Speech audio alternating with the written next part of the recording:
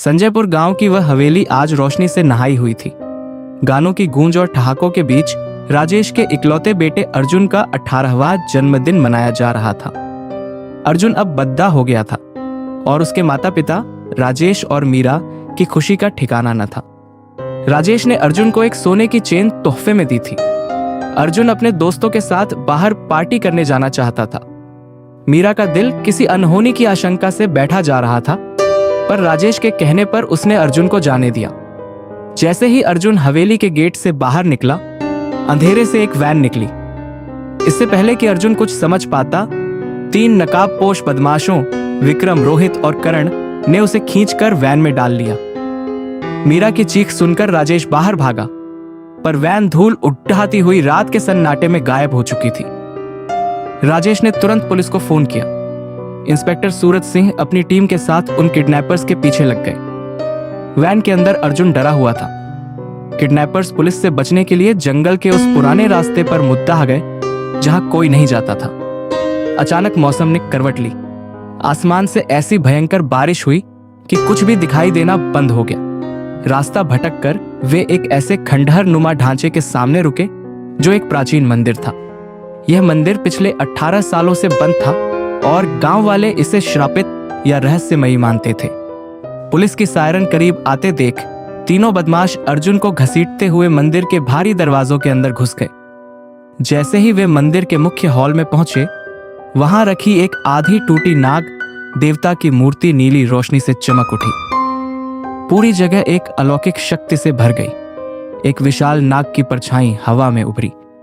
वह मंदिर की रक्षक आत्मा थी।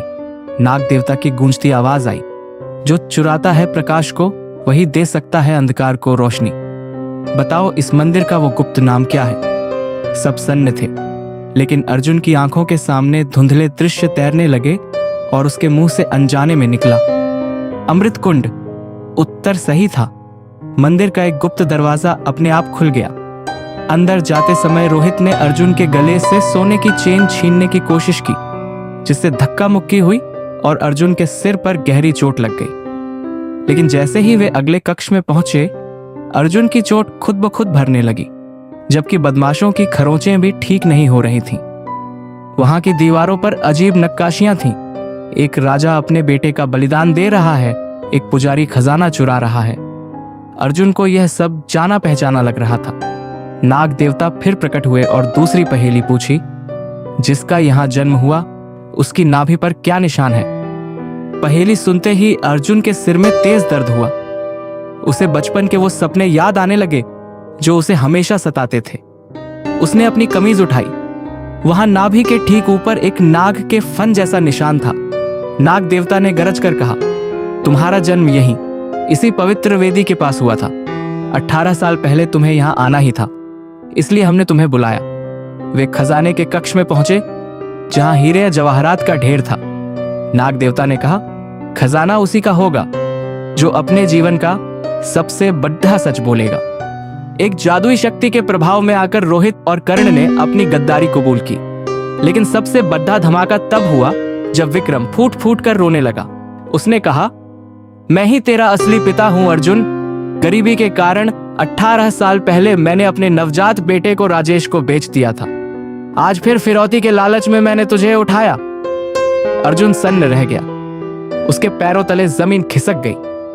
जिसे वह अपना रक्षक समझ रहा था, वही उसका असली गुनहगार था।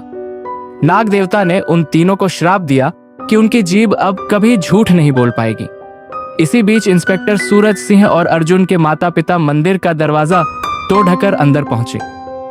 पुलिस ने तीनों को गिरफ्तार कर लिया। राजेश और मीरा ने रोते हुए अर्जुन को गले लगाया।